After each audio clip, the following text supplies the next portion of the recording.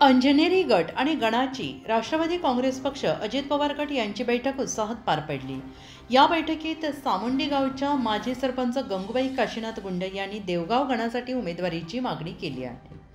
गंगूबाई गुंडे यांचे चिरंजीव ज्ञानेश्वर गुंडे हे गेल्या 10 वर्षांपासून राष्ट्रवादी काँग्रेस अजित पवार गटामध्ये सक्रिय असून सध्या ते राष्ट्रवादी युवक काँग्रेसचे अंजनेरी गटप्रमुख म्हणून कार्यरत आहेत। त्यांनी अंजनेरी गटातील विविध विकासकामे, समस्या, जनतेच्या प्रश्नांवर सातत्यानं काम केलेलं असून गेल्या अनेक वर्षांपासून आमदार हिरामन खोसकर, ज्येष्ठ नेते संपत नाना सकाळी तसेच तालुका अध्यक्ष बहिरू पाटील मुळाने यांच्या मार्गदर्शनाखाली कार्य करत आहेत। गंगूबाई गुंडे यांनी सामुंडी गावच्या सरपंच पदावर कार्यरत असताना गावाचा कायापालट केलेला असून पायाभूत सुविधांपासून ते सामाजिक उपक्रमापर्यंत अनेक विकास कामे केली आहेत।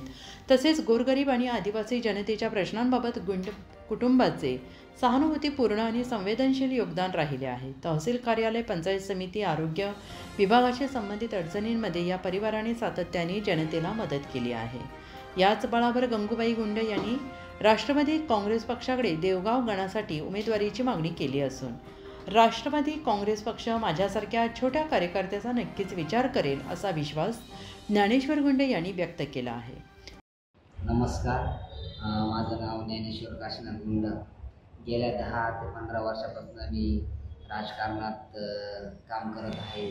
राष्ट्रवादी काँग्रेस पक्षात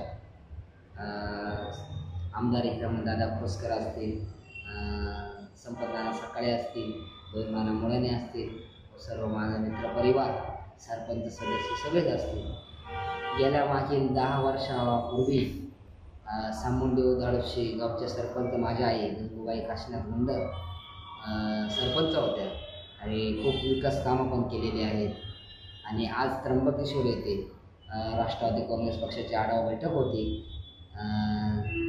त्या बैठकीमध्ये आज माझ्या आईचं नाव देवगाव गणामधनं इच्छुक म्हणून उमेदवारी मुलाखत दिली आहे।